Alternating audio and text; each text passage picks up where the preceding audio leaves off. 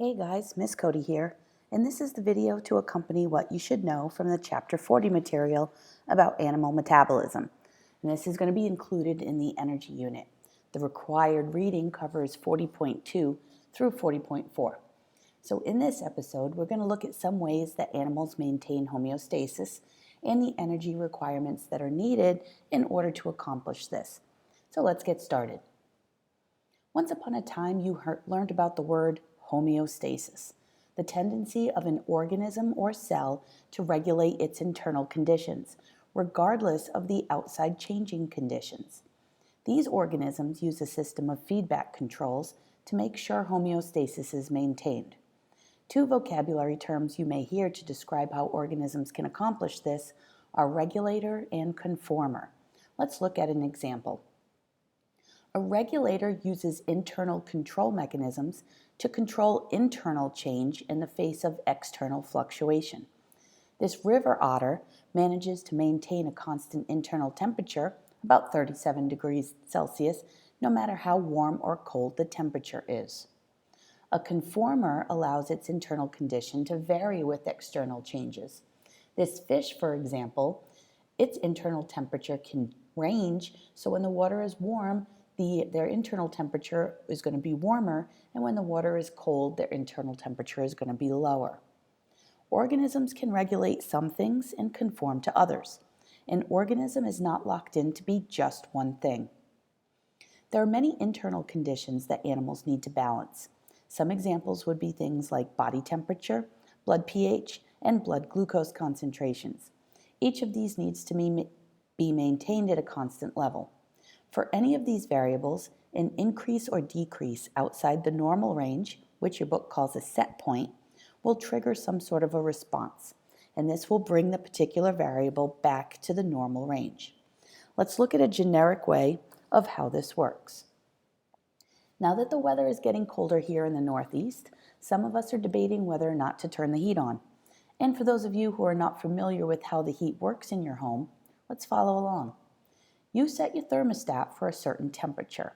That will be your set point. Some people like to keep their house at a constant 70 or 75 degrees Fahrenheit, but others, like me who hates to pay for heat, keep it at 60 degrees Fahrenheit.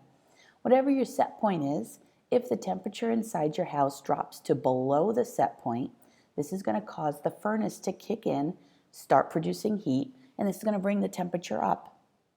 If we happen to have a warm spell and the temperature increases above the set point, then your furnace will shut off so that eventually the temperature will decrease back to the set point. This is an example of negative feedback, where you bring a variable back to a set point. This is the most common feedback that we see in biology, how we maintain homeostasis for everything we need to control. There is another type of feedback called positive feedback, where the product or response is amplified.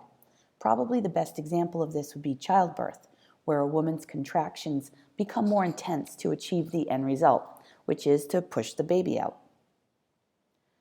Much of this section deals with thermoregulation, or how the animal maintains their internal temperature.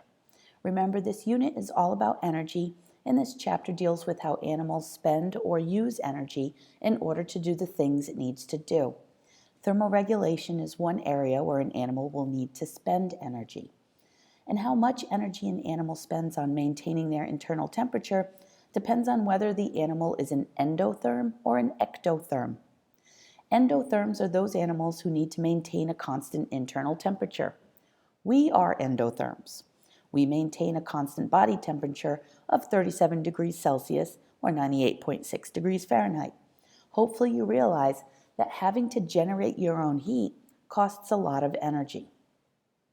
Animals whose internal temperatures can vary are referred to as ectotherms. Because they don't need to maintain a constant body temperature and can get heat from outside sources, they do not need to spend as much energy as endotherms do, and they can use that extra energy for other things. College Board likes to ask questions to see if you can differentiate between endotherms and ectotherms, so make sure you know the difference between the two. Organisms can exchange heat by 4 physical processes.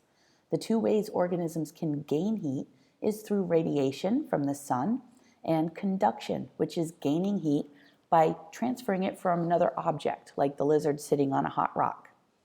Organisms can lose heat by convection, the transfer of heat by the movement of air past the surface, and evaporation, the removal of heat from the surface of a liquid that's changing into a gas. The goal is to balance heat loss with heat gain. To help endotherms regulate heat and not spend as much energy, they do have some adaptations to help them. One such adaptation is insulation, which helps reduce heat loss. Hair, feathers, and fur can reduce heat loss for animals that live on land. Marine mammals that live in water colder than their body temperature also have a great form of fat insulation called blubber. The circulatory system is a great way to move heat around the body, and there are ways that blood flow can be regulated, depending on whether you're trying to lose or conserve heat. One way an organism can get rid of excess heat is through vasodilation. The blood vessels near the surface of the skin are going to widen, allowing heat to dissipate through the skin into the atmosphere. When the body needs to conserve heat, the opposite happens. Vasoconstriction is when the diameter of the blood vessels near the skin decrease to keep the heat in. Another way the circulatory system can regulate heat is by using a mechanism called countercurrent exchange. This is seen in the extremities of a lot of birds and marine animals in order to conserve heat. To reduce heat loss, the heat in the vessels going out to the extremity, here the leg of the goose or the flipper of the dolphin, is transferred across to the opposite vessel going back into the body. With adaptations like these, animals don't need to spend as much energy on thermoregulation. A common method of losing heat is through evaporative cooling. Animals cool down by sweating or bathing, and heat is lost as the water evaporates. Another way to lose heat is through panting, especially for those animals who do not sweat.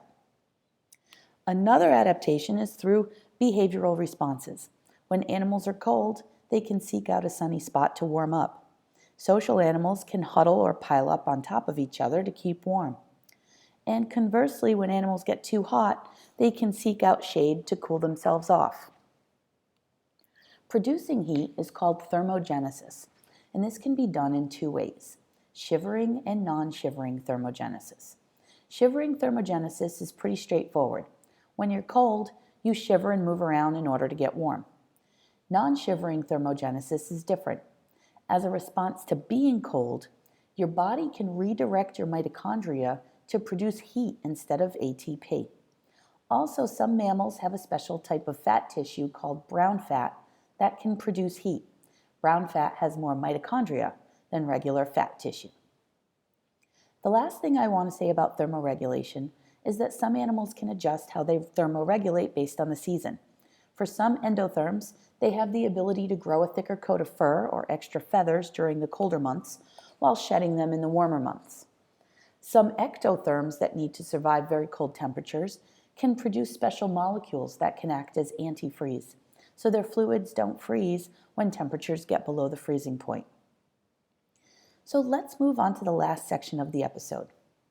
This last section discusses bioenergetics, the overall flow and transformation of energy in an animal. In order for the animal to do what it needs to do, we have to determine how much fuel, in the form of food, that the animal needs. This will range depending on the size of the animal and also how active the animal is. Food is broken down through cellular respiration to make ATP, and this powers cellular work for the animal. After the basic metabolic needs are met, the remaining food, and therefore energy, can be used for biosynthesis. Biosynthesis includes processes such as growth and repair, storing extra material as fat for the future, and the production of sperm or eggs for reproduction. So how much energy does an animal need just to stay alive?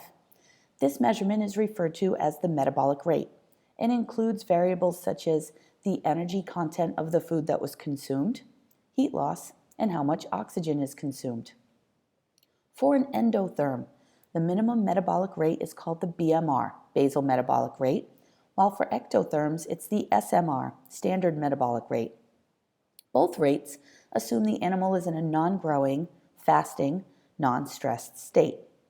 Also, note that ectotherms have a lower metabolic rate than endotherms to begin with because they can deal with fluctuations in their temperature, as exposed to endotherms of a similar size who need to maintain that constant temperature and that therefore need more energy to accomplish that. Metabolic rate of an animal can be affected by a few factors. Let's take a look at size. In general, smaller animals have a higher metabolic rate and larger animals have a lower metabolic rate. This is called being inversely proportional. So on the graph here, we see that smaller animals like the mouse have a higher BMR. And as we move across the graph and increase the size of the animal, the basal metabolic rate decreases. And note that all of the animals here are endotherms. Activity is another big factor in the metabolic rate of animals. Common sense dictates that the more active animals will have higher metabolic rates than animals who are not very active. Also, animals who go all out with the maximum amount of energy often can't sustain that energy for very long. Take an alligator, for example. If you ever watch those guys who wrestle alligators, you may notice that at first, the alligator's full of energy, twisting, lunging, and snapping. But after a few minutes, the alligator gets tired because it's used up all its energy. And this gives the guy the opportunity to jump on the gator's back and tape up its mouth. It doesn't look like the alligator's putting up a fight anymore because it's just tired. Animals do have a way to conserve their energy. This is called torpor. Torpor is an involuntary state where an animal enters into short periods of deep sleep to help it survive the winter months, when food may be scarce and the animal needs to conserve its energy. It could be during the day or night, depending on the animal's feeding habits.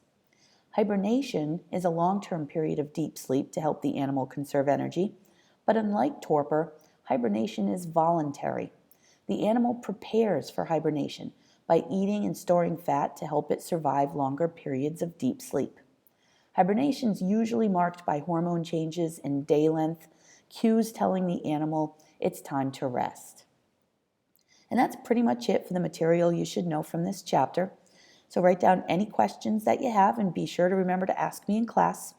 I'll see you later, and be a good human.